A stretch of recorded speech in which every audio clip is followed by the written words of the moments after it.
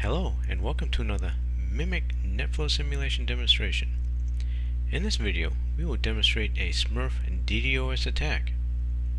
In a Smurf attack, the attacker sends a large number of ICMP packets with the intended victim's spoof source IP address and are broadcast to a computer network using an IP broadcast address. Now this causes all hosts on the network to reply to the ICMP request, causing significant traffic to the victim, which in this case is the server at IP address 192.168.2.122.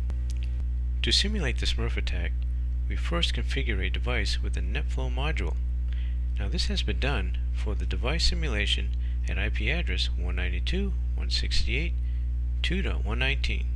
From the configure agent's NetFlow dialog, we see the NetFlow Smurf-DDoS_ICMP configuration file.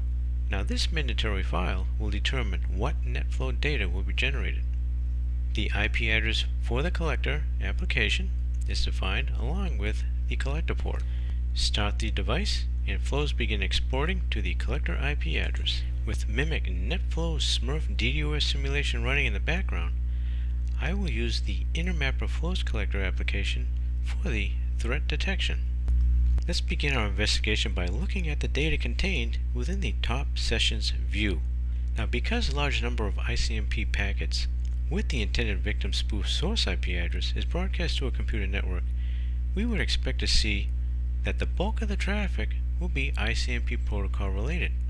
Again, from the top sessions view, we can observe that the top talkers or listeners are indeed ICMP related by looking at the protocol column and comparing total bytes: 402 megabytes, 386 megabytes, 386 megabytes for ICMP versus other protocols where we are in the tens of megabytes, 7.8 megabytes, 7.1. To look at the ports with the highest activity, we can see from the graphs and the table data that the overwhelming protocol traffic is indeed ICMP. Now we can see this from the bytes column when compared to the protocol. ICMP on port 3102, we have 342.2 megabytes.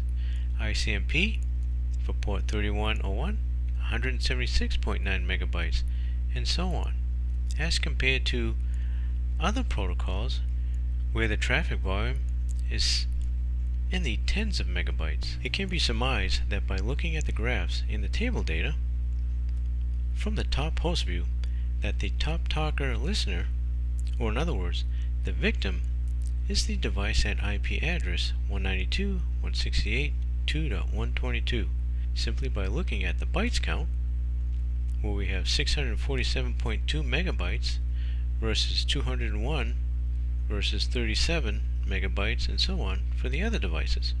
Let's take a closer look at the nf_smurf-DDoS_ICMP configuration file to see how we are able to export NetFlow data that represents the Smurf DDoS attack. Looking at the NetFlow configuration file via the NetFlow wizard, observe the number of fields defined within the flow set. Now in particular, let's look at the flow fields IPv4 source address, IPv4 destination address, protocol, ICMP type. Now it's the return values as computed by the specified action scripts that dictates the Smurf DDoS attack. And with the Mimic NetFlow module, you can create these types of predictable flows as a means to test and verify your flow collector application. Thanks for watching.